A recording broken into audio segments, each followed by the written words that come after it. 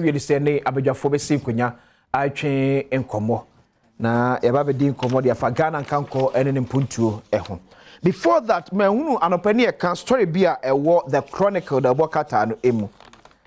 Yeah, as a parliament fight for Achimansa district share of national cake.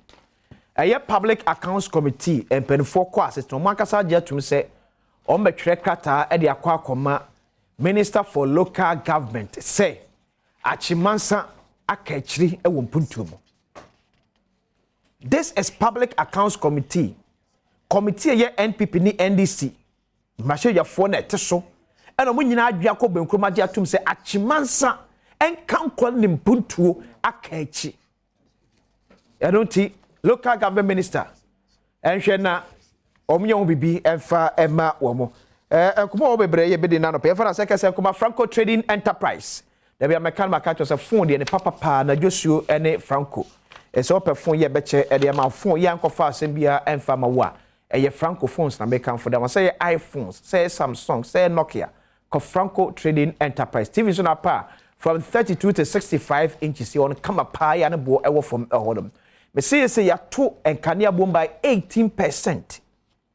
It no issue air condition dia wodi emia na asa koto air condition bia etwenka na bebre tia de na so de bobo woda from say sura unya Franco air condition ebo e ma dem be yenu etwenka ne aketuwe kete na atwen na de achelo dem e de amaw hwe Franco e won kan tema kuma se ne mia wodo bebre from 0246 422 338 0246 422 338 sanso ena amenka asem so da wo yoba na sabosome so na bunsa na onya akire e haw bia eduro ya wohia e ye 3p garlic mixture and papa eno no wa akuma etabo periperi obi oto wose me sane me nan ayetititi ananse na achemi ananse nchew stroke ene kekaba wa kwam no wonya 3p garlic mixture eno ye do betimi abo na atu ya wo bi erifiri ni padwem ere ma pebito ewo kuma enkran kashi Kofi Sam and Kings Walk. Sa na kuma so Danny Herba na Fe Colinac. Wa mo host mo ko Abet Sam Herba. Mo motakrade enko AA Mensa and a Fesunyane for so Green Light Pharmacy upebi etua free 0248 928 824 0248 928 824. Richoko ensu eni enu an nyina jatumu a eja ye bobobi anopai obetena hu Eric Senior one Parkgrave abo afom breakfast no my kama eni so yanka se koko ne ria Richoko enti pacho sora mpa bia ya bobi wate nsa na wakwa adwuma enkwara no so ekos mumobi ebi o madwim koko de obi abeka acho se udi chocolate ankasa kora na ebi wa adwumi na asa kora no Richoko asa ye ti na wonum o ne se odem a okwan pebi to Ghana dwama so bebi abekobia no onsa ebeka bi ato safari tissue enso madika ka kire ese enne because of covid nti ye jai handkerchief ye de yedwuma no etu hia tissue ye abepa wanim uwia wato atwene no asa ye hofro ba nye tissue bia ne tissue bi mu oha o de po ma na atete ak wanim enye sana safari tissue etie safari tissue te se handkerchief na e cost 5 cedis na ebi emontu o de po wanim a kama enya enfifire bia wonim ene enkeka wonim nso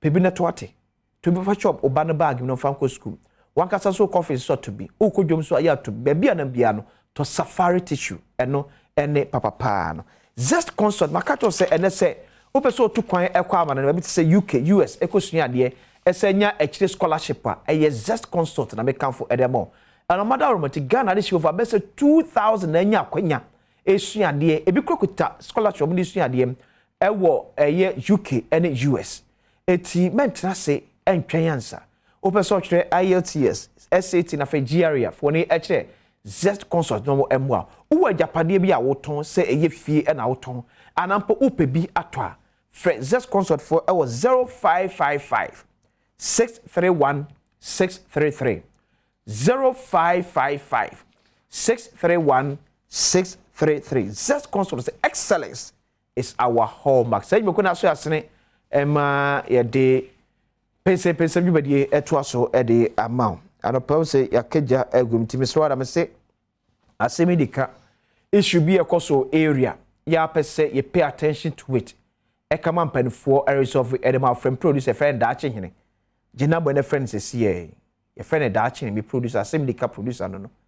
Na yentuka immediately enfama 0552 540 562 0552 540 562 Nidi ede dache hire kachen sa kosin sa lesem front na me fuma dis yesem entumanim na muntu wana mo emfa mi Eric Ajay Deputy Bono Regional Communications Officer de ma NDC amayoko sanso na Parkgrave Boache Dankwa government spokesperson on governance and security. And like I say, I'm on for a Buakwa North. And ya bread den say a fee or person system. Na Parkgrave and on person the neighbor. Minim so no mwatia. Obesum e de ama a Buakwa North. No akopre seat no be e de ama the new patriotic party na. Papa Gori. Agasi nyame adom me ho ye. Ye de nyame asaban mu tese. Aban mu ye.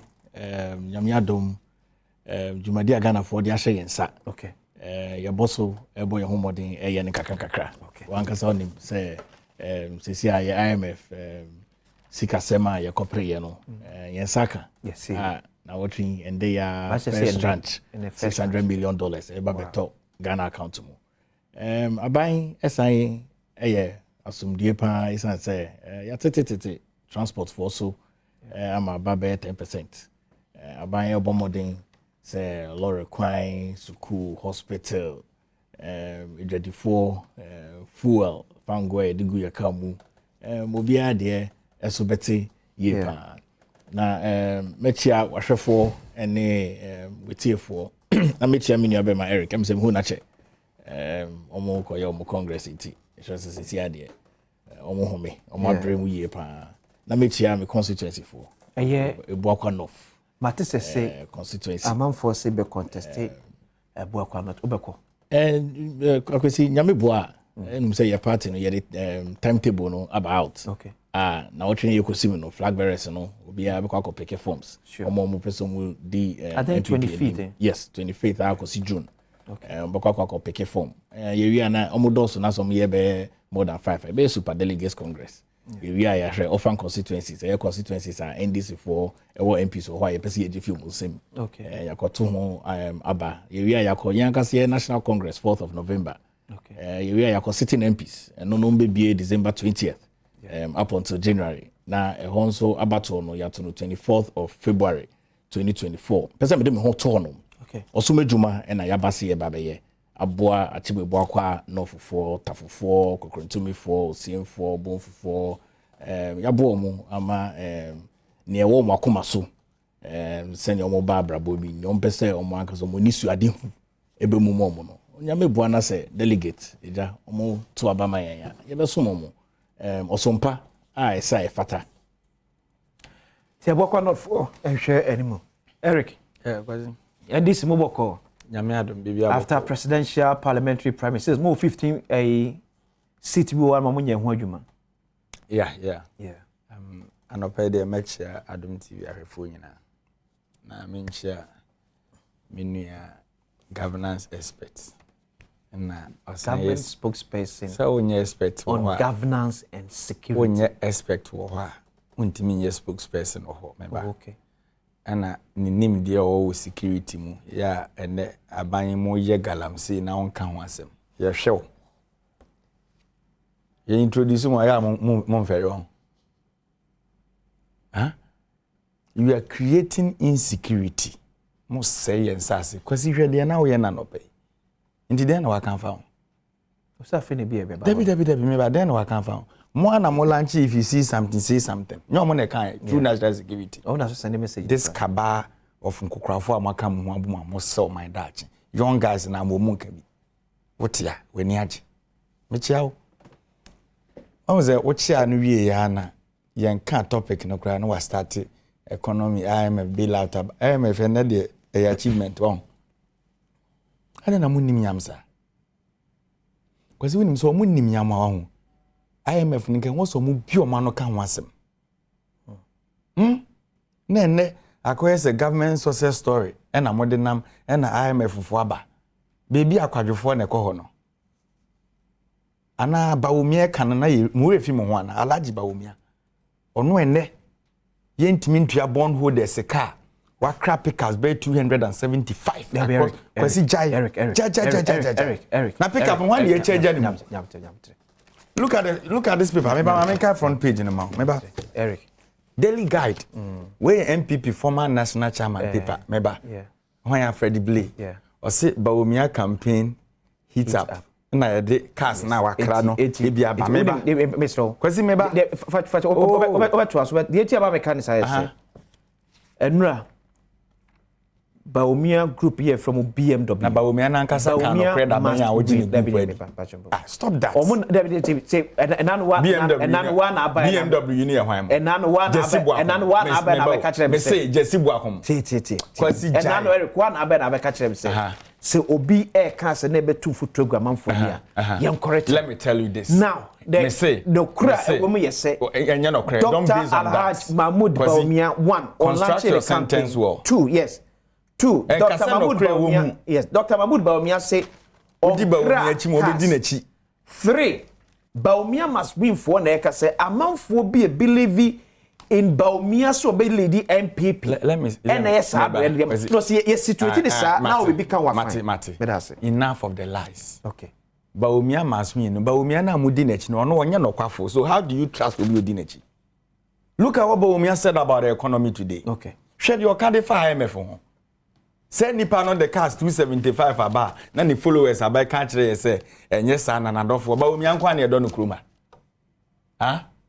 ono nkwa na wa adofo okroma kwasi na anu aye kwoto aba ye ma delegate 40 Ghana per head omo lorry fare ni chop money motia na mafa calculator ka abo meboa ene car we back here $50,000 multiply by 275 about $13 million omanya ye timu ene ye maame no ma akọ pension nkokrafo ye ntimi ntua mo bond obi bond be 100,000 the government cannot pay vice president na wiase nyina do no and obi a mo ka kire Ghana fo se mo asambo cars for Ghana VW Passat ade na adofo na nto ne Ghana mfa ma mo na boost the local economy ade na mo ankoje kantanka cars ni bia brand you see the scammers in government I'm telling you what they are doing there the future of our country and omo dey to into a ditch nkakra but they should keep on. Okay. Now, ultimately, fasa the same paper, Freddie Blay paper, former national chairman, or say IMF proud to partner Ghana, and then the IMF for, proud. So more partner Ghana. Ubi amose sebe, ubi ubu omanya oni nimdie sebe oni miansa ene kwa IMF.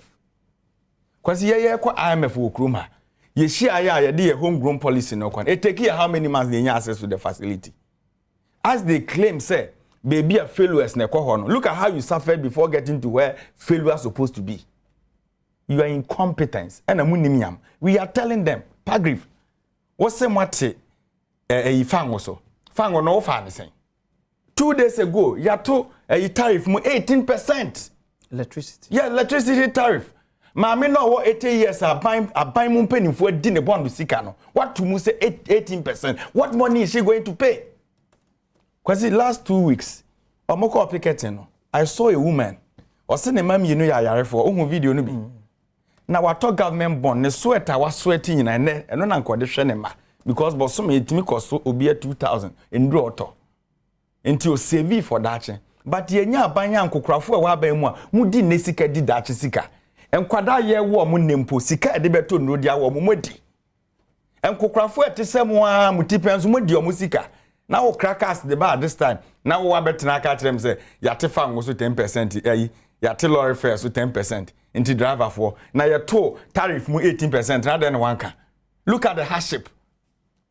Look at the hardship. But Eric Ajay. Kwasi one where a third year can say ya bia ye move baby frinting a hu here and said ye hu no. Okay. Enti me if me banner has some year issue was ye cannot cry. I check me meka. If you go to my area where I'm coming from, Kwasi ebetimi aba say the whole year no binya 100 Ghana to ne botomuda. Yes, that is the reality.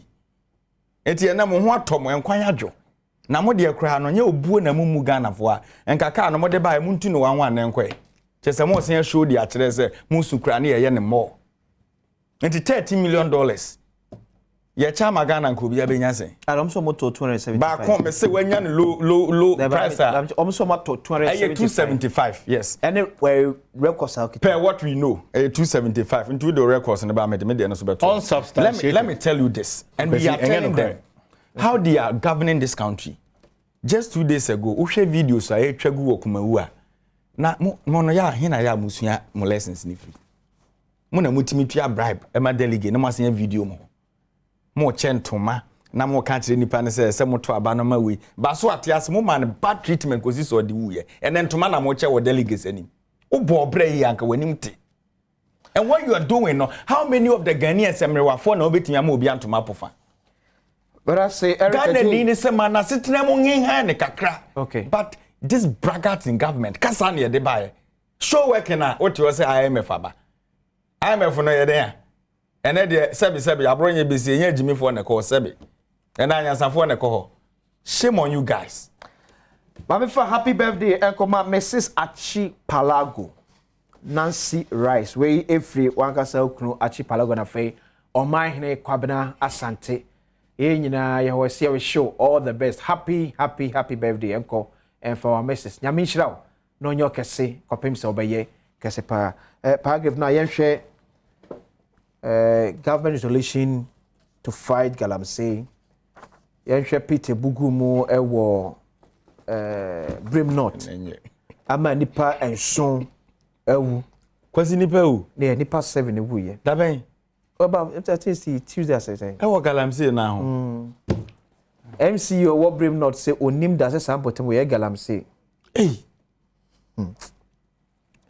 otumfo dwumade ko na abugina pode tudwa ekasa about galamsey we nti so hwe TV so a pet no na area 2 TV ne so no ba bia manfo ko bu egu mu wo Brim North no na da TV ne so a wo hwe ebi no otumfo so de atudwa se wate se amanse empotem na hemfu bi won mo matena se ahwe han ema galamsey ekosomo empotemo na ono akasa me free man share infie ates wonom na sa ahemfu no mo akwa delay. This is what Ghanaians are asking. Say ahemfu take that part where ya dear na mampe na pamfo so against ono akasa no MC sir one way or the other o matena se ahwe han ama galamsey ekoso right Akwasi galamsey ho sensem a ekoso wo mayimu Ghana fronya anim se o mampeni na nado danko ekufado ono peni o mampeni a obaye wabo no ho modern yie pa afa galamsey so obekun galamsey ho okay from the highest level of the executive ho aban bia wa yesada okay Akwasi ye wo mayimu na o mampeni na nado danko ekufado ehya any stakeholders ehia ye so mo bekaya ono ankasa ne minister for lands and natural resources oni onyamni honorable Samuel Abujenapo ehia any stakeholders ehia ye ahemfo ne omu hia ye bebre ewo conference center ya ankasa yenim assign alternative livelihood program de toto hono Akwasi galamsey ya de a how mine no o mampenin nim sa se sa de we how mine no a se yanko etia e be ha yen bebre a ye koyenim Akwasi share livelihood alternative program ye de toto we ya so call galamsey side so ana se uko illegal mining side so utai hu se memua a e bi o mo wie suku omo akọ suku o mo nim de we nim o mo nya adwuma bi nye tie ya no mo do mo ho akwakoto galamsey ho minimum nkofo young people are omo involved in galamsey omo akọ suku okay and so omampeni na do danko ekufuado empese sa imemu ano omo betoa sa adwumade no so into the alternative livelihood program atoto hono a memu abebre a omo ye involved in illegal money ye omo efi hono nyeto so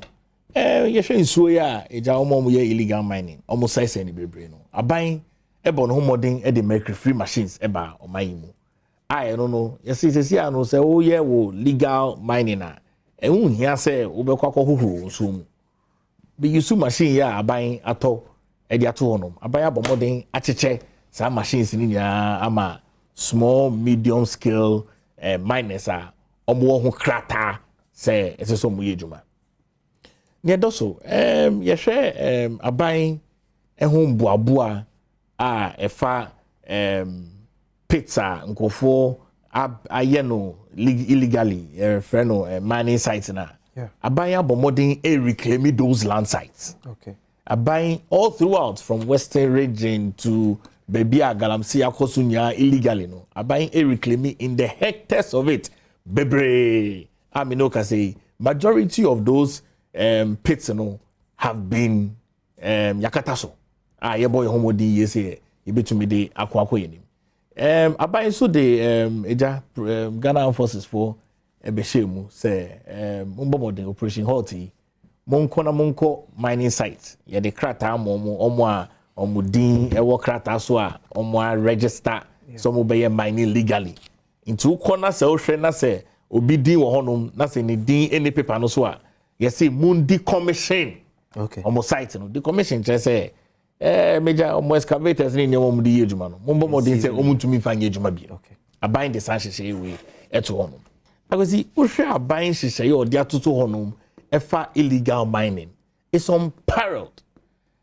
You signed the second phase of Operation Halt e dia atoto honom sa Operation Halt second phase here dia atoto agosi wa onim say obie ni aban mu obetumi afrɛ military command aka say mining site ya okoho yenko honom obie ni honom isa say sa command no if your mampin na do danko Ekufuado ye commander in chief of the Ghana forces ono de tumi ahye no ankasa ni nkofo mu say mon mining site honom no bia ni din ni sakrata no so no mombo mode na munni commission on mining site iti ya homte say pit na ebu akomu no nkofo ewu wom ye be busuafo no yakọ na ya bo mode aka trom say senso se wo ba koye illegal mining na kai ni say aban the alternative livelihood program ya to honom nti ma wo ba enfa no ho nkɔhye sa alternative livelihood program no ho na no ebeji ni ye illegal mining there senye dynamite no mde tuma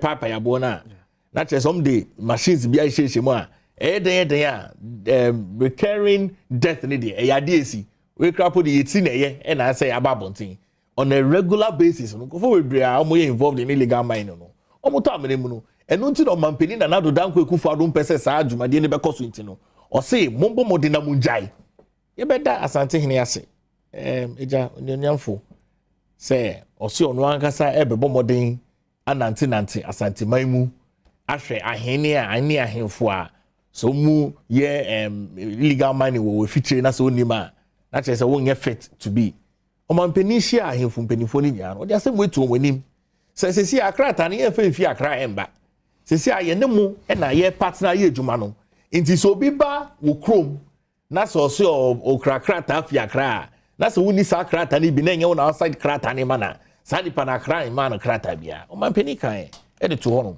nti akwasi o hwe adwumade a aban edi e wo the fight against illegal mining na e say ye bo aban abaso e say aban e bo no homodi yie pa na ye san kan tro mo ye illegal mining say sa aban sa so mu a court imra kwan so aban e de obefa hono dia na Galamsey fight na difficult Badwam. Oh, Galamsey fight no, ain't difficult. Very difficult, man. Ain't difficult. Very difficult. No say, no pass ye jitum na ye nyina ye hu kwa betimi afa so aboa ye. Why see? Or how a woman you say?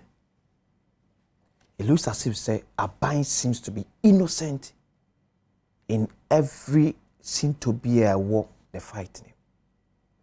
But penisi the jawa near the aswell. Ebi na no tumfo eka no mampani free Kumasi ba na bosome frɛ ho MC ye didi na ye na free office because ne ate say waye hwe hama Galamsey ekoso.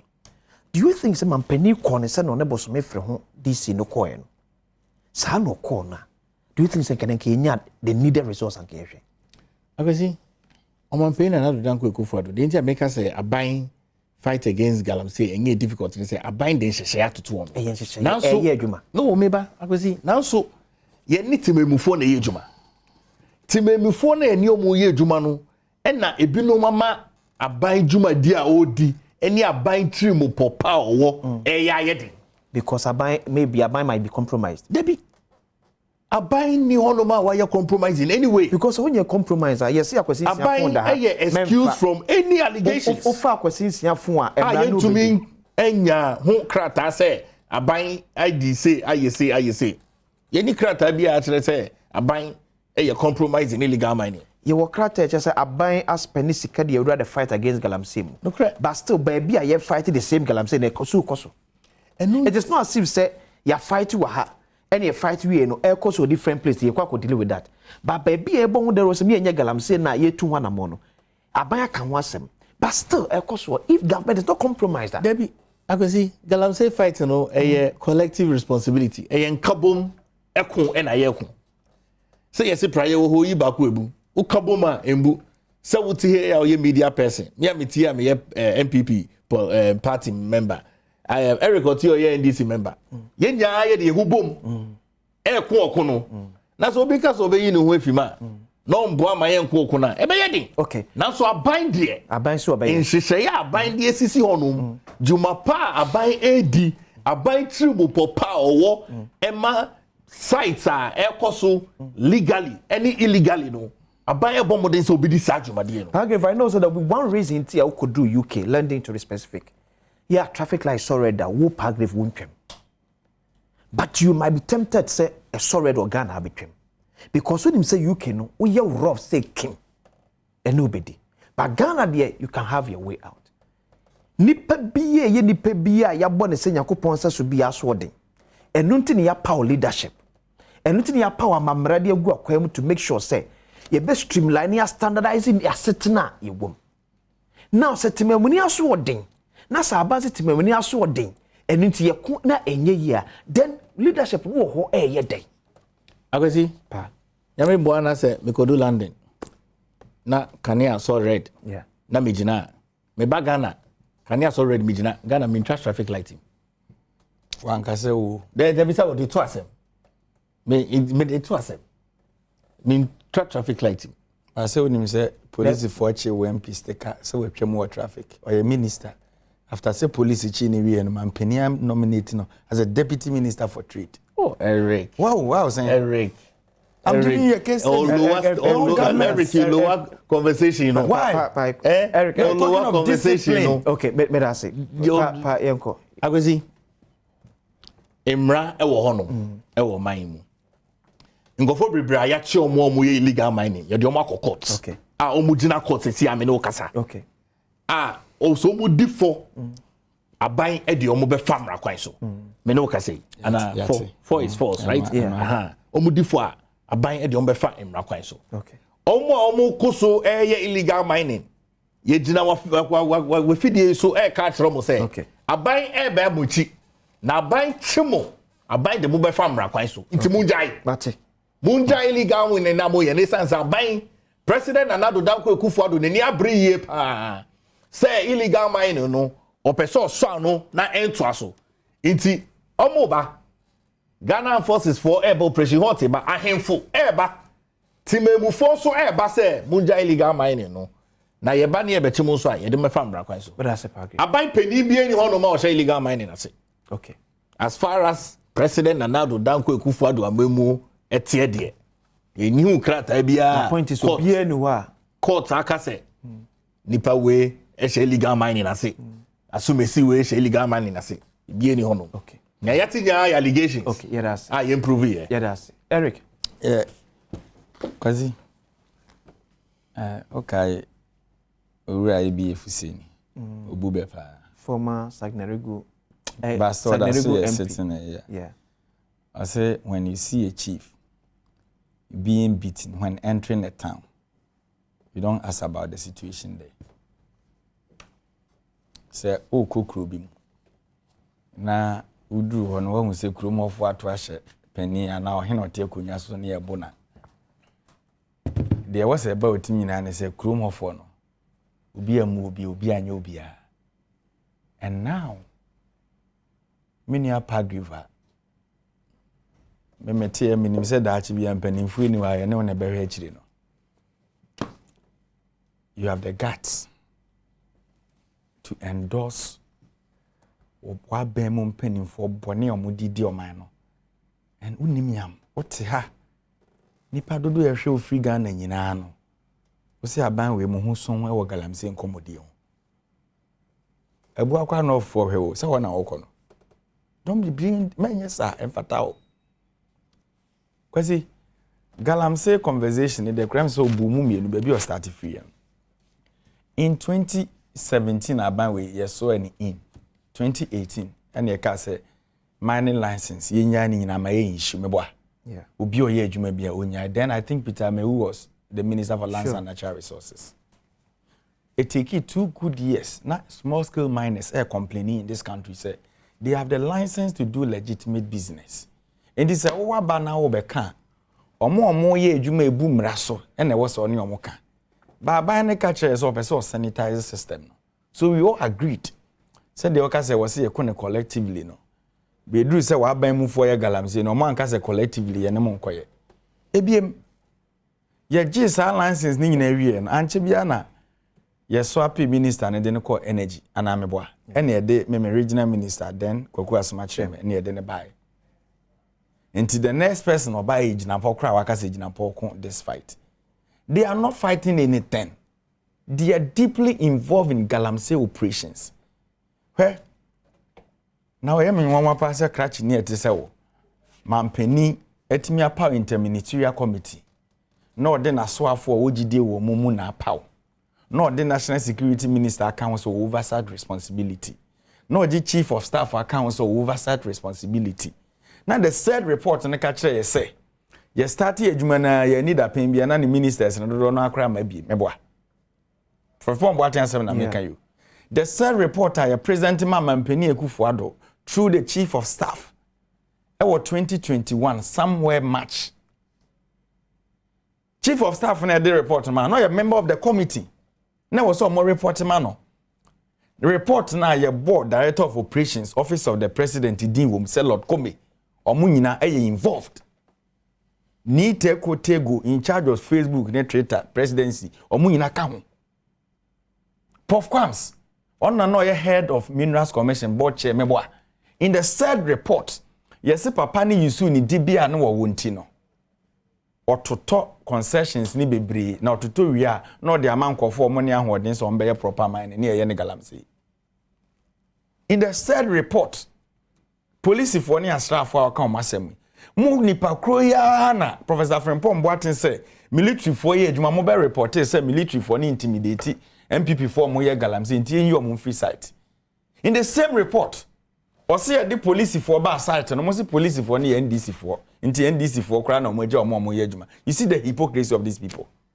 And you are telling us today say military for ba into Operation Hot. Omo pomomra part 10 we cannot. You are the galamseyers.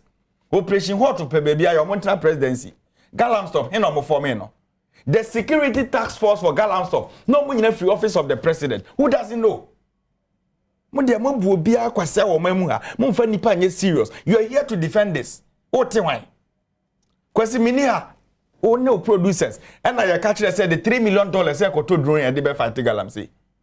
Wan na omo bu nkonta kire no. Omo tisi kwaye mu na omo ye sa kalabule no. Go da he na omo sizi ye. Omo bu nkonta kire Ghana. Galam stop 20 Hilux pickups na de mo. Where are the cars? Mo munipa. And you are saying this. Na bujina po minu penny we kwagina Kumasi say 3 planting agenda no say launch the next phase. O catch say the 12 million Ghana cedis. Edue nua 30 million. Emu 7 million na wu. Na omanya mo macheche kwa yafa.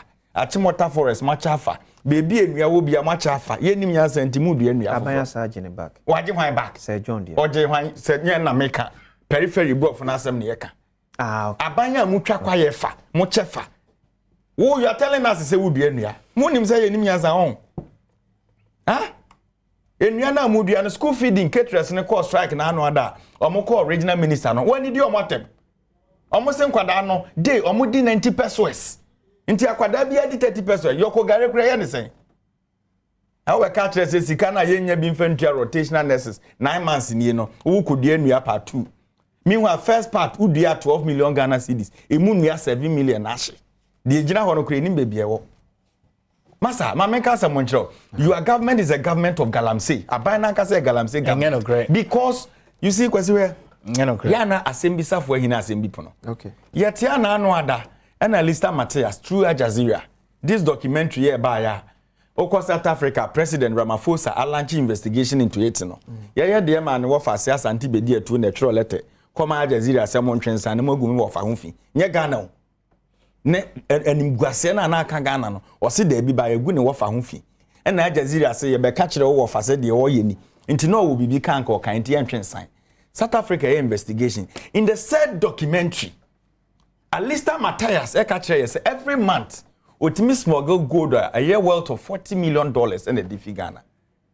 It is nya gold in free. And then illegal mining operation na mosan koton de masankofo. In the third documentary, Alista Matthias say Aban we contract a year $80 million. Or mutimi demand $100 million. No mate what your momfas one their to offshore account. Inti ade chena we say pickups. Base ba omi ade a. Yentimi for Alista Matthias proceed name crap pickups in my back. They think say yenye na. And how you are treating Ghanaians, say Yankopon ye wupa no obuye nyina tempepepa ebe ehu enye because nanado nke also nya treatment foforo ba omi ade kra do men hokra you've created a mess ba omi ade now ye can man yosemu the history of Ghana politics why na kwesi odi ahrudo hwada sem eba ban mu chemba omi me say ni camp ye ne camp ebe ye tawe wo kuruma ono waka ye nkasa bi odi oka ye na ne yi ama no now kwatena PCFM koka say ye mobile money ehiafo na yisu mobile money okoka ye 9 months near to parliament there kwaji mobile money to no waka kire say nurses are suffering, teachers are suffering, and ne bondholders are intimate to omoka now wakra pick up so the internal contest on crap pickups kwesi jais only evidence be evidence Eric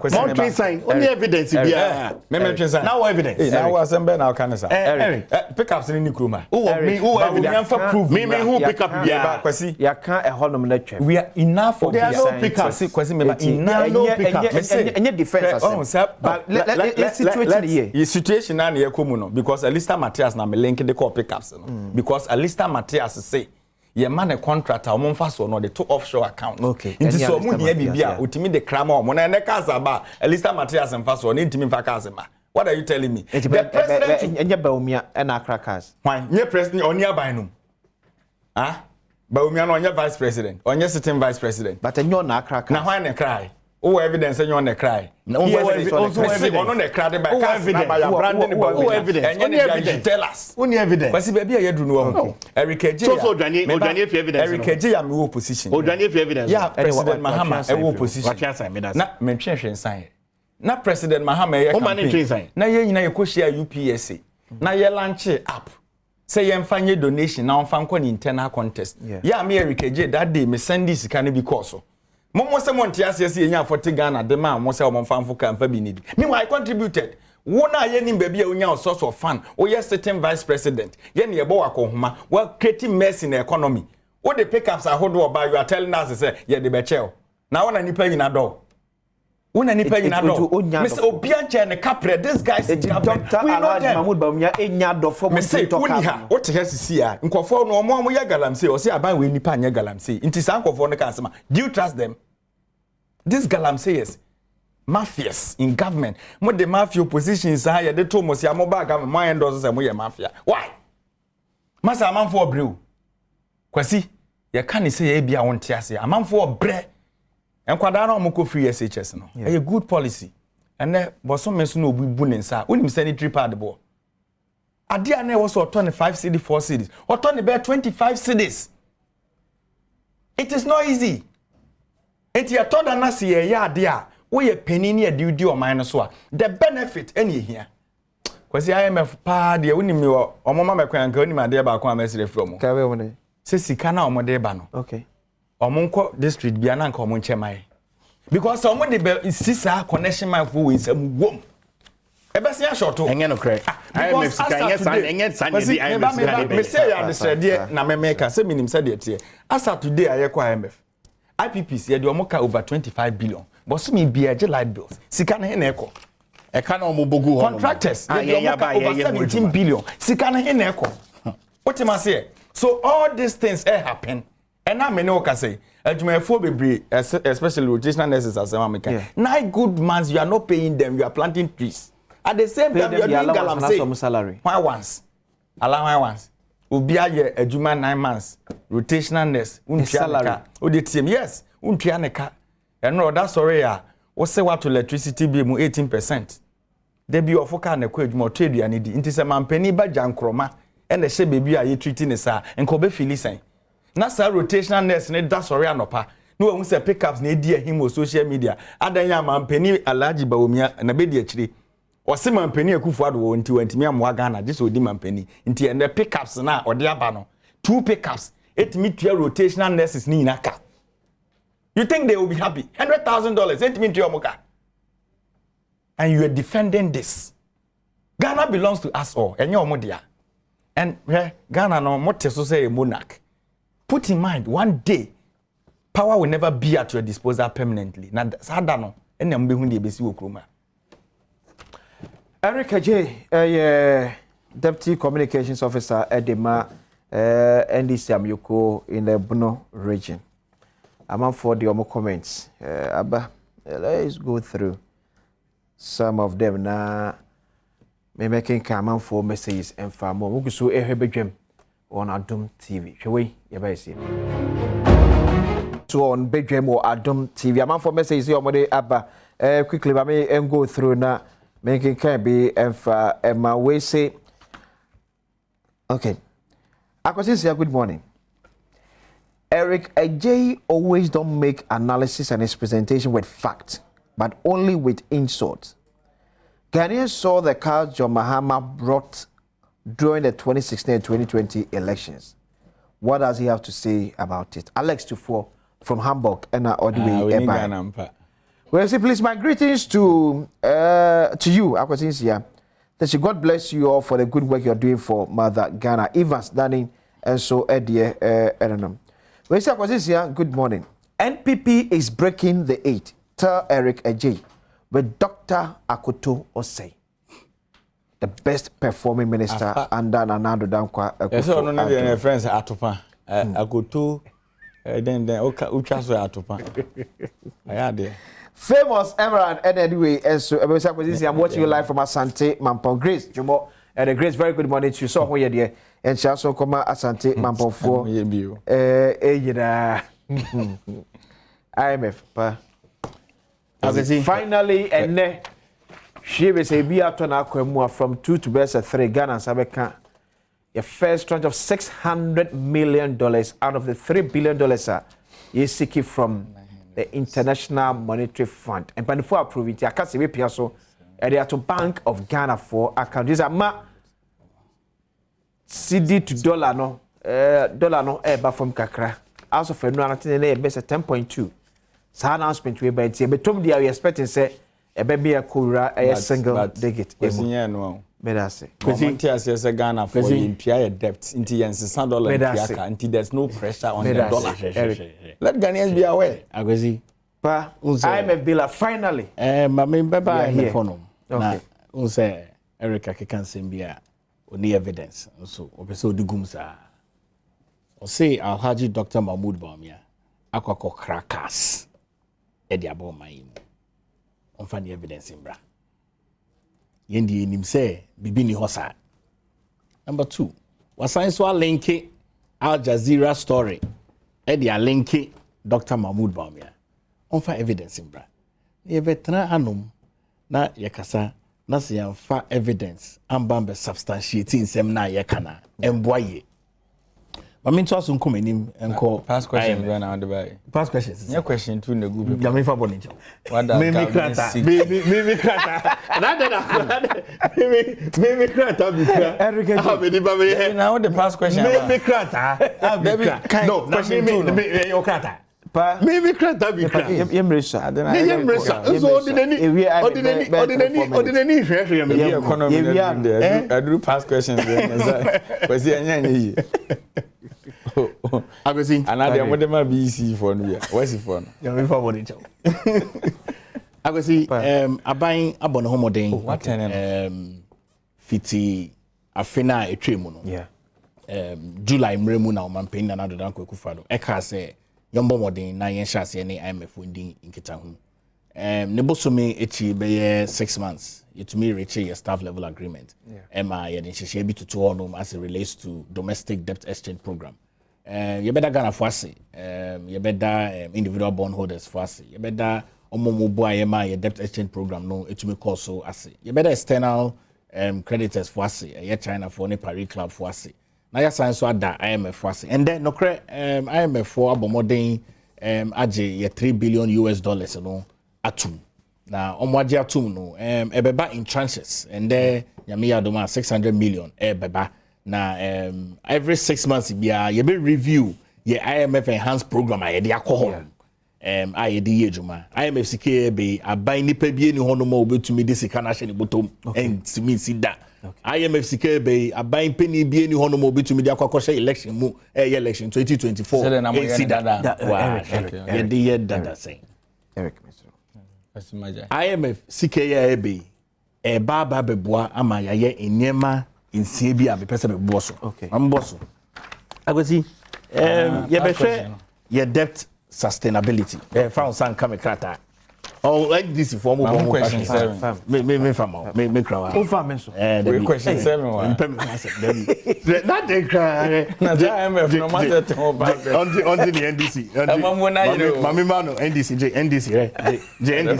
NDC krata no no bebo on the NDC krata ene bebo na akwesi ye question bonama eti ne mansia na de ne mansia $3 billion ne ba 3 billion no ye de ba be ye ne to so ye debt sustainability yesika ya bobesia over the years fiti Jerry John Rawlings mreso Kwame Nkrumah mreso ye be make sure say sa sika na ya jijini nya e baba be sustainable ne to so mienu fiscal consolidation say ye share ye sika 70 ne mana ye betumi consolidate sande mana ne to so miensa say ye be strengthen your monetary and exchange rate policies. Agoso be kaya afine trade forex na kan wasem. Forex na kan wasem.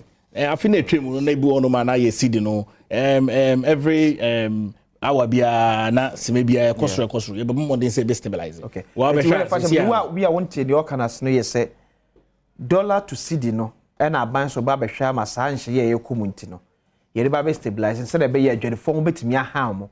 Na enye se o koto ne ma de free China ba o china be ba na afi dollar na sa kwa bibie wo enye se no correct yes I so about be say e be build strong financial institutions e wo man mu your banking sector e be jina ne na so yie pa enough liquidity strong financial institutions ne to so enum ye macro critical structural reforms reforms are ye dey betoto honum wo financial sector nim no ahwe se ne dwumadie bi a obi edi bia no e be koso ye kama ne to so maintaining peace and security yanka se enim say sub region of West Africa tokwa bebre CCC threats of terrorism when him say Monday so ye world terrorism day threats of terrorism enya e be modern e dey saskani bi ahye say ya sumdie ne ye bambo ne bibia e be koye ne to so say aban e be hwe say ye be continually ye benya economic growth and transformation akwesi ye de nyama we toto honum enyama nsia we na ye de IMF sikani ba be ye bosumi nsia bia IMF e ba be review jumadie na ye ka say ye de be ye enhanced program no inti afi we omo man 1.2 billion Ghana cedis billion US dollars on the 600 million no 6 months November 2023 on be review no man sama another 600 million US dollars na ne busumi echi another 3 months no man 360 million US dollars in 5 batches kwa kokosi April 2026 IMF sikana ya kwakojino ne woso ye ni jema IMF nkomodi edi ni say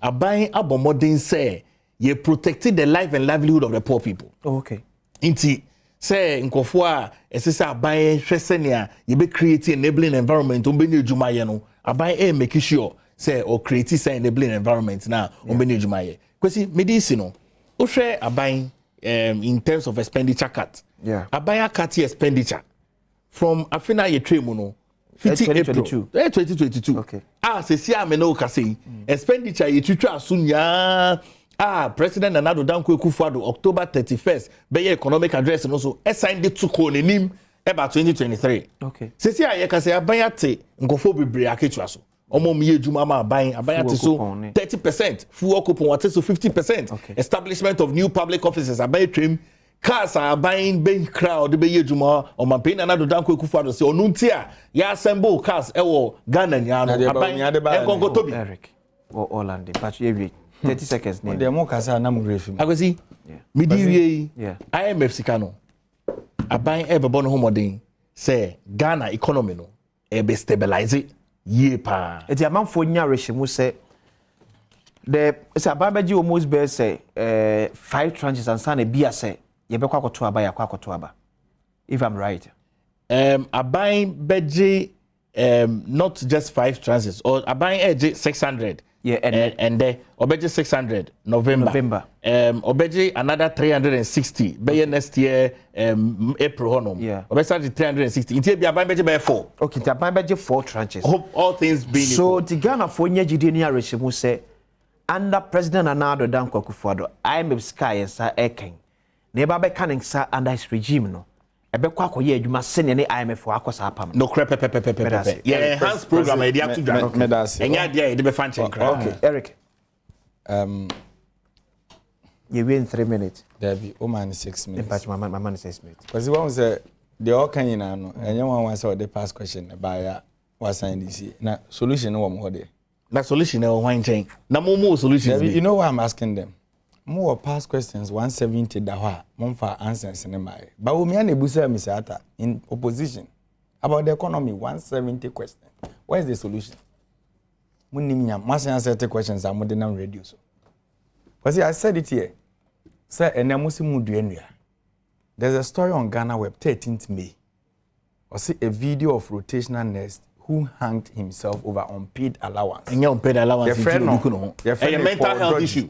Or 20 a mental health issue. Obi kokokunu ho a mental health issue. Oh, okay. Into rotational health. Economic challenge a mental health issue. And UK day of mental health. Obi a mental health issue. Rotational nurses. Baby am obi a me chiamu anope. Me nua paragraph se munya akwanya. Monkona mental health for hwehwemu. Because one man can me report me ba.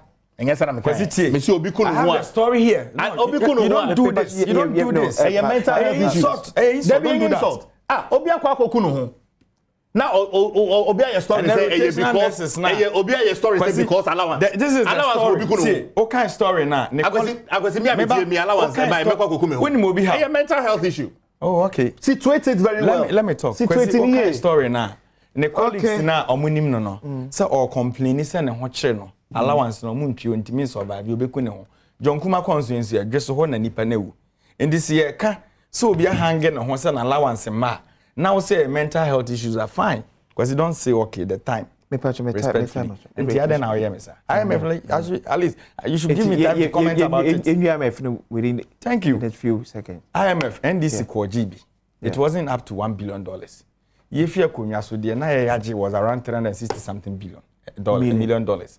The aka nyina we mu na gye nti omo extend facility ni de call 2018 omo hwie na wunua penny kwadwo opon kroma trete se obo empire se na be last IMF Ghana beko nti na me expecting latest rate today we see a forest no ka ho be my forest agina but when the fundamentals are weak exchange rate will expose you but we na mo se on na Jesus awaka wa MPP he said it okay and e ka na wo se yentimi ntwa na emfiri kwa me kroma penso onkwa obaare your public debt were increasing over 475 billion. Into Ghana that is the state we are. And today you are telling us the peace and security. Wabra musuni mo bane de amuye nyina creating insecurity. Abanya galamse na modea social intervention.